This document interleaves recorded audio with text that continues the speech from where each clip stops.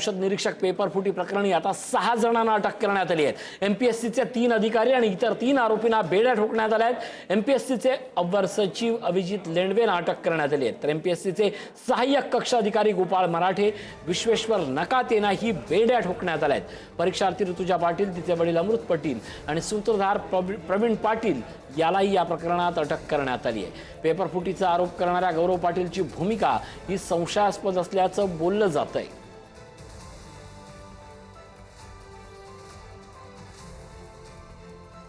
निकेश शार्दूल आमचे प्रतिनिधी आपल्या सोबत आहेत। निकेश, पेपर घोटाळा प्रकरणी 3 अधिकारी जरी ताब्यात आले असले तरी एकूण 7 जण अटक आहेत। आणखीन या प्रकरणात सुई अनेकांवर फिरते, काय अपडेट?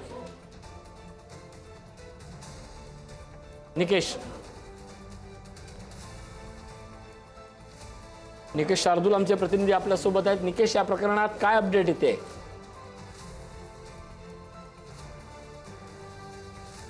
या क्षणाची मोठी बातमी आपण बघतोय। औषध निरीक्षक पेपर फुटी प्रकरणात आता मोठा खुलासा झालाय आणि या 3 अधिकाऱ्यांना अटक करण्यात आली आहे। एकूण अधिकारी 6 जणांना अटक झाली आहे। एमपीएससीचे 3 अधिकारी आणि इतर 3 आरोपींना बेड्या ठोकण्यात आल्या आहेत। एमपीएससीच्या प्रकरणी आतापर्यंत 6 जणांना अटक करण्यात आली आहे।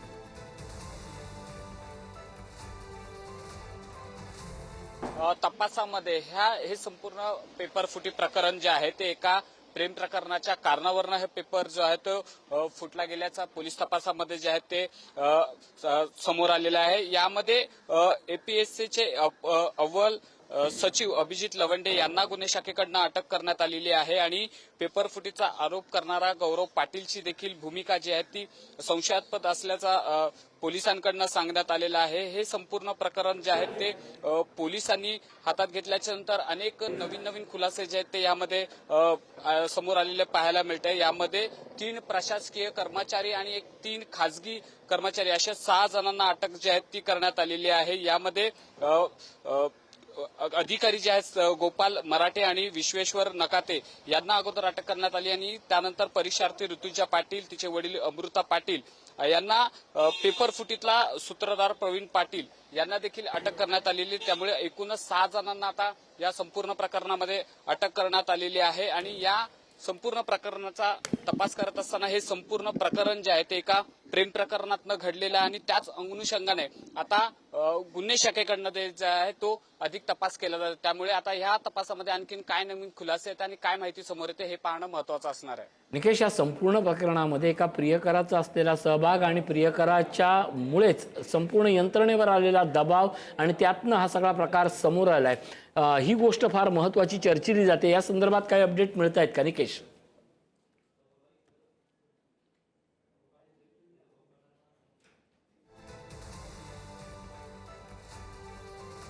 निकेश, माझा आवाज पोहोचतोय?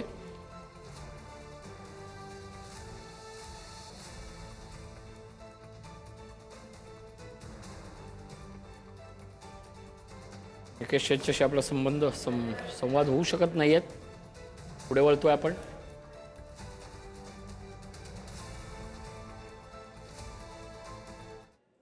एमपीएससीच्या औषध निरीक्षक परीक्षेतील पेपरफुटी प्रकरणात धक्कादायक माहिती समोर आली। या संपूर्ण प्रकरणाला एक लव्ह स्टोरी कारणीभूत असल्याची माहिती पोलीस तपासात उघड झाली आहे। पोलिसांच्या प्राथमिक तपासानुसार प्रेयसीसाठी एका प्रियकरानं एमपीएससीतील कनिष्ठ कर्मचाऱ्याशी संवाद साधून पेपर मिळवल्याचा संशय।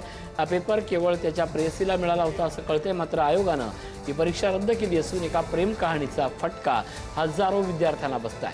पोलिसांकडून या प्रकरणाचा अधिक तपास सुरू आहे हे देखील समजते।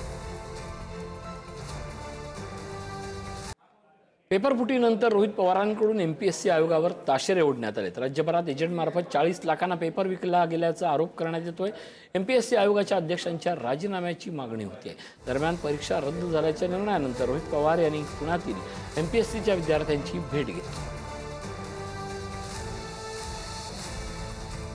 1997ला एमपीएससीचा पहिल्यांदा पेपर फुटला होता पीएसआयचा आणि त्यावेळेचे अध्यक्ष जे होते एमपीएससीचे, काय नाव होतं त्यांचं? कर्णिक. त्यांना जेलमध्ये टाकलं होतं, 1.5 वर्ष जेलमध्ये होते। आता विद्यार्थ्यांची मागणी, आमची सगळ्यांची मागणी आहे की एफडीएचा हा जो पेपर इन्स्पेक्टरचा फुटला, त्याचे जे प्रश्न फुटले, त्याच्याच बरोबर एक्साईजचा जो इंटरनल लेवलची परीक्षा असती त्याचं मार्किंग पॅटर्न फुटलं. त्यामुळे एमपीएससीचे आत्ताचे जे अध्यक्ष असतील, सेक्रेटरी असतील, यांनी नैतिक जबाबदारी स्वीकारून या महिन्याच्या अखेरेसपर्यंत राजीनामा द्यावा.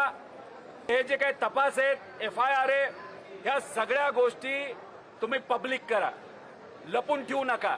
कालच्या पत्रामध्ये एकाच विद्यार्थ्याला हा पेपरमध्ये हे प्रश्न देण्यात आले असं सांगितलंय, ते साफ खोटे. अनेक लोकांची नावं आम्ही दिलेली आहेत. एक एक पेपर हा 40-40 लाख रुपयाला तिथं गेलेला आहे. त्यामुळे हा जो भ्रष्टाचार आहे, एमपीएससीचा पेपर कधीच फुटत नव्हता. 1997 नंतर आत्ता तो पहिल्यांदा फुटलेला आहे. त्यामुळे कुठेतरी मुलं आता घाबरलेली आहेत.